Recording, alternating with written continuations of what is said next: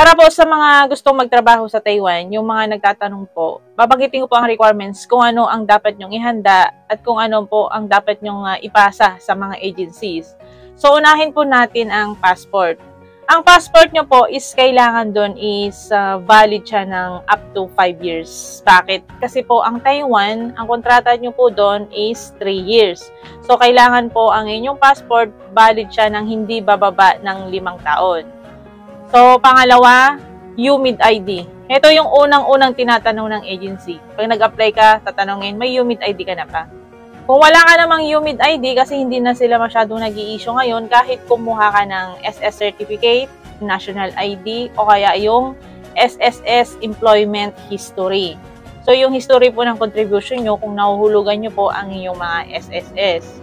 Pangatlo po is voter's ID. Kung wala po kayong voter's ID, kumuha po kayo ng voter certificate sa inyong mga presinto. Pangapat po, yung birth certificate o kaya yung mga PSA. Kung kasal ka naman, kailangan dito ng marriage certificate. Panglima is e-registration. So, paano kayo makakuha ng e-registration? Pumunta lamang po kayo sa online.tmw.gov.ph. Mag-register po kayo doon. Kasi pag wala po kayong e-registration, hindi po kayo makakuha or hindi po kayo makakapag-register sa PEOS. Ito na po pang-anim, PEOS. Kailangan po ito. So, pag nakakuha ka ng e-registration, pwede ka na pong mag-register sa PEOS. Paano ka makakuha ng iyong PEOS? Pumunta ka lamang po sa peos.tmw.gov.ph. So, ibibigay ko po lahat ng link para hindi na po kayo mahirapan. So, pang-pito po is NBI clearance. Ito, online applications po to. Pag kumuha po kayo ng NBI, mag-online muna po kayo. Pang-walo po is TIN ID. So, madali lang naman kuhanin ito. Pang-siyam, pag-ibig po. Kailangan po natin ng pag-ibig. Kasi pag kumuha si agency ng OEC nyo, nakikita nyo naman doon na nagbabayad sila. May nakalagay doon pag-ibig, 300, OWA membership, 1.4, or hindi ko alam kung magkano na ngayon ang OWA membership. Kasi last na bayad ko, ang OWA pa lang is nasa 1,380. Siguro ngayon is nasa 1.4 na. Number 10 requirements po, ito yung vax certificate. Ito yung tinatawag na yellow card. Ito po yung galing sa DOH, yung vaccine nito ng COVID-19. Kung maalala nyo po, nagpabaksin tayo ng COVID-19, di ba? May mga first dose, second dose, third dose. So, makukuha nyo po ang inyong yellow card. Pumunta lamang po kayo sa Google, tapos type nyo po ang vaxcert.doh.gov.ph. So, kung nagpabaksin kayo dito sa Pilipinas, meron talaga kayong makukuhang yellow card. Pero pag hindi kayo nagpabaksin dito sa Pilipinas, tulad ng Saudi Arabia, nagpabaksin kami doon, na-update sa Tawakal na ang aming vaccine certificate. So, meron kami. Pero pagdating dito sa Pilipinas, wala kaming record sa DOH. Wala kaming makukuhang yellow card. And the last one po, number 11 na requirements, Senomar. Ito naman siguro guys, depende naman sa agency kung papakuhanan ka ng Senomar. Kadalasan, ang pinapakuha ng Senomar, yung mga 25 years old above. So, yung pang mga requirements kung gusto mo magtrabaho po sa bansang Taiwan, hindi naman po to mahirap kuhanin. At saka, kailangan po pag nag-apply po kayo, meron na po kayong mga requirements para mabilis po. Within 1 month or 2 months, makakaalis na po kayo. Hindi naman porket binanggit ko lahat ang mga requirements, ikuhanin nyo na agad. Kung mag-a-apply pa lang po kayo, yung mga iba dito is kuhanan nyo na. Para pag halimbawa na for medical na kayo o for interview ng employer, hindi na po kayo mahirapan at hindi po kayo magagahol sa oras. Ang huling kunin nyo po is yung NBI kasi may validity dito 6 months lang siya. Pag nakompleto nyo po lahat yan, mag-apply po kayo sa lahat ng mga agency papuntang Taiwan. Kung sinong mauuna kayong tawagan at saan po kayo makakapasa, dun po kayo. Kadalasan po ang agency papuntang Taiwan, marami silang agent. Pero ako, nung umilis ako, hindi ako nag-agent kasi another gastos pa rin. At heto pa ang naranasan kong hindi maganda. Ang placement fee namin dati is 100,000. Nagbayad kami ng placement fee, ang nilagay lang sa resibo is 15,000. Ang sinasabi nila, may bayad daw yung job order namin. So, dahil gusto namin makaalis sa Pilipinas at medyo malaki din naman ang sahod, grab ko yung opportunity na yun kasi nakapasa ako sa exam at sa employer's interview. Pero pagdating sa Taiwan, nag-complain kami sa MECO. Kung sa Saudi Arabia, meron tayong Polo or MWO, sa sa Taiwan, meron tayong MECO. Dito yung mga sumbungan ng mga OFW. So, nag-complain kami doon, bakit ganun? Kasi yung mga sumunod sa amin, ilang araw lang, ang siningil sa kanila is 50,000. Pero bakit kaming nauna lang ng ilang araw, ang siningil sa amin is 100,000. So, kinomplain namin yung agency doon, na-refund naman namin yung kalahati. Bumalik sa amin yung 50,000. Magaling din kasi yung mga ibang agency. Kung sumang-ayon ka sa mga patakaran nila, ipapa-blacklist ka nila. Ang mahirap doon, meron pa silang sister company. So, yung pangalan namin, yung pangalan ko, pinasa-pasa doon para hindi ako makapag-apply sa kanila. Ganun yung kalakaran ng ibang agency. Hindi naman kikita ang agency kung hindi dahil sa atin. Pero bakit kami ginanon? Kaya mula nun, nung nakaalis na ako, hindi na ako umuwi ng Pilipinas. So, inabot ako ng 10 years sa Taiwan. Hindi ako bumalik ng Pilipinas. Kasi sinulit ko yung gastos.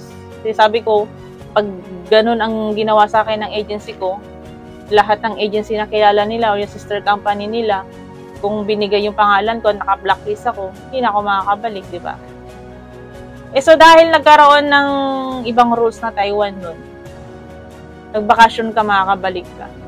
So that time na nagbabakasyon ako, kasagsagan ng COVID, pagbalik ko, travel ban. So hindi na ako nakabalik ng Taiwan. Pinunta ako ni God sa Saudi Arabia.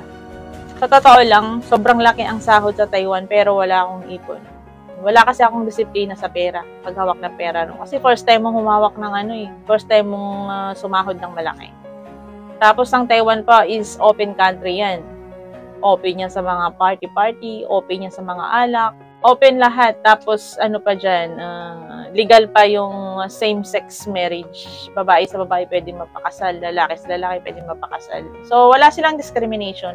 Lahat nire-respeto nila ang bawat isa. Hindi katulad sa Pilipinas na mapanghusga ang mga tao. Kaya mas masarap mag-ibang bansa kaysa manatili sa Pilipinas. Dito naman po tayo sa age and height limit. Depende po yan sa isang qualification ng isang agency. Pero may kilala akong agency na kahit maliit, na hindi pasok sa standard nila, at saka kahit medyo edad na, lagpas na sa age limit ng ibang agency, pinapaalis pa rin nila. Yun yung minention ko sa comment doon sa video. Kadalasan ng mga agency ang kinukuha na height ng mga babae is 5'2" pataas. Sa lalaki naman is 5'5". Doon naman sa age, kasi may naging kasama ako dati na 19 years old. Pero kung titignan mo siya, para siyang 25 years old. Siguro depende sa tingin ng agency. Kung halimbawa naman 30 years old ka, pero parang pinabili ka lang ng suka or mantika, di ba? So may kasama naman akong 19 years old. Nakarating naman siya ng Taiwan. So hanggang ngayon nandun pa rin siya. So wag po kayong magdalawang isip na subukan ng magtrabaho sa Taiwan. Napakaganda po ang Taiwan. Tahimik, malamig. Kahit maliit na bansa po yan, wala silang discrimination. Napakadami pong Pilipino doon na nagtatrabaho. Aside doon, pag nagtrabaho ka sa isang company, napakadaming benefits. Binabayaran talaga yung OT mo. Ang pinakamaganda pa doon guys, pag year-end, talagang bumabagsak na mga ampaw. Yung ampaw, yung gift ng mga limpan, yung mga leaders sa isang company. So, napakaganda guys. Huwag niyong palagpasin ang pagkakataon na to na nag-hire sila ng maraming Pinoy workers. Ang tips ko lang po sa inyo, huwag kayong mag-stay sa isang agency. Halimbawa, nag-apply kayo sa isang agency. Siyempre, pa nag-apply kayo, ano pa lang yan parang first step kayo, kukunin yung mga height, tatanungin lang kayo, based doon sa mga applications nyo o sa mga resume nyo. After nun, sasabihin nila, tawagan na lang kayo for employer's interview. So, mag-aantay ka ba ng ilang araw kung tawagan ka? Kadalasan pa naman ng mga agency, hindi ka na yung tinatawagan. Kasi palakasan din yan Kung may kakilala sila, pinapasok sila. Ganon. Kaya pag nag-apply kayo sa isang agency, nakapagpasa kayo ng resume nyo, nakuhanan kayo ng height, timbang, mag-apply kayo ulit sa isang agency. Kasi hindi mo naman sigurado na pag nag-apply ka sa isang agency, is pasado ka na. Employer's interview pa at saka exam. Sa exam, pag nakapasa ka na ng exam, tsaka lang sasabihin na for medical ka na. Paalala ko po doon sa exam, ang exam po ng Taiwan is puro math. math, algebra, situation, mga abstract, ayan po. May may tutorial guide po ako sa aking YouTube channel. Tignan nyo po kung ano po ang ini-exam ng bansang Taiwan. At saka pag nag-exam ka sa bansang Taiwan, meron po yung timer. Bibigay sila ng 200 items. Sasagutan mo lang yun ng within, minsan 20 minutes, 30 minutes. So ang tips ko sa inyo, pag hindi kayo matagalan, sagutan nyo muna yung madali. Pag nasagutan nyo yung madali, balikan nyo yung mahirap para hindi kayo magahol sa oras.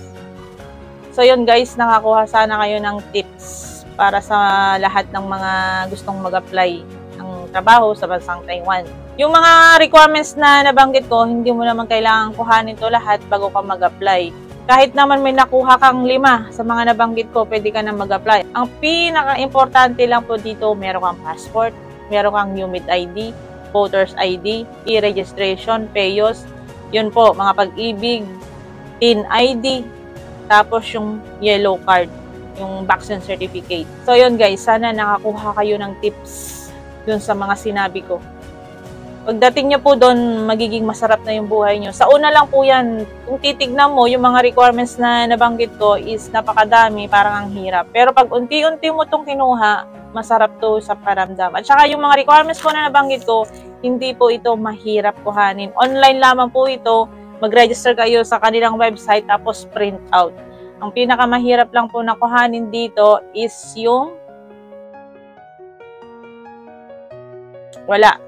Lahat po is madaling kuhanin. Online na po ito lahat. I-print out nyo lamang po. Yung babalikan nyo lamang dito yung NBI. Kung may katanungan lamang po kayo, comment down below lamang po. Ako nga po pala inyong lingkod, Juency Fernandez po, isang OFW advocate.